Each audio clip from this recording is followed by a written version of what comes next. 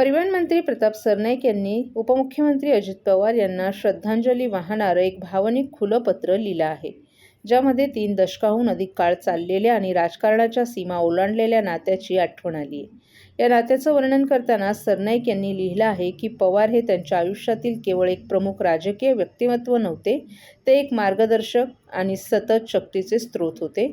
त्यांच्या पत्रात सरनाईक यांनी एक तरुण विद्यार्थी संघटनेचे कार्यकर्ते आणि नंतर ठाणे महानगरपालिकेत नगरसेवक म्हणून त्यांच्या सुरुवातीच्या दिवसांची आठवण केली. त्यांनी लिहिलं की दादा, तुमचं जाणं हे केवळ एका महान नेत्याचं नुकसान नाही, तर एका मार्गदर्शकाचं आणि माझ्या आयुष्यातील प्रेमळ व्यक्तीचं नुकसान आहे. तुम्ही आता आमच्यात नाही आहात हे माझं हृदय अजूनही स्वीकारण्यास नकार देतंय. बारामतीला त्यांच्या भेटी कधीही केवळ राजकीय हेतूसाठी नव्हत्या, यावर त्यांनी भर दिलाय. त्यांनी अजित पवार यांना सार्वजनिक सेवेचे बारकावे, शिस्त राखणे आणि सर्वात महत्त्वाचं म्हणजे मानवी नातं कसं जोपासायचं याचं श्रेय दिलं. पत्रात लिहिलं होतं की तुम्ही आम्हाला फक्त नातं कसं टिकवायचं हे शिकवलं नाही, तुम्ही ते दाखवून दिलं.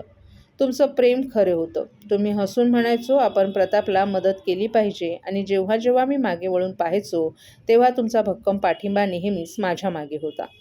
मंत्र्यांनी जुलै 2008 मधील एका प्रसिद्ध घटनेचा उल्लेखही केलाय.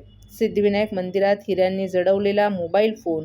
सरनाईक यांनी स्पष्ट केले की हा इशारा कधीही त्या घटनेबद्दल नव्हता, तर तो पवारांबद्दलच्या त्यांच्या खोल आदराचा आणि प्रेमाचं प्रतीक होता. ते म्हणाले, आजही लोक मला त्या घटनेमुळे ओळखतात आणि तुमचं नाव कायमचं त्याच्याशी जोडलं गेले. पत्रातील सर्वात हृदयस्पर्शी भाग त्यांच्या शेवटच्या भेटीबद्दल होता. सरनाईक यांनी स्पष्ट केले की ते फक्त 1 दिवस आधी कॅबिनेट बैठकीनंतर भेटले होते. मंगळवारी कॅबिनेट बैठक संपल्यानंतर मी तुम्हाला 9 फेब्रुवारी रोजी आमंत्रित केलं होतं आणि आता तुम्ही गेला आहात, ते अजूनही खरं वाटत नाही.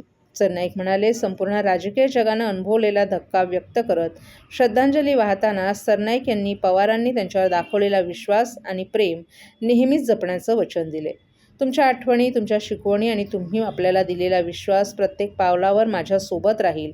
तुमची अनुपस्थिती शब्दात व्यक्त करता येणार नाही. दादा, तुम्हाला आपली भावपूर्ण श्रद्धांजली, अशा शब्दात त्यांनी या पत्रात आपल्या भावना नमूद केल्यात.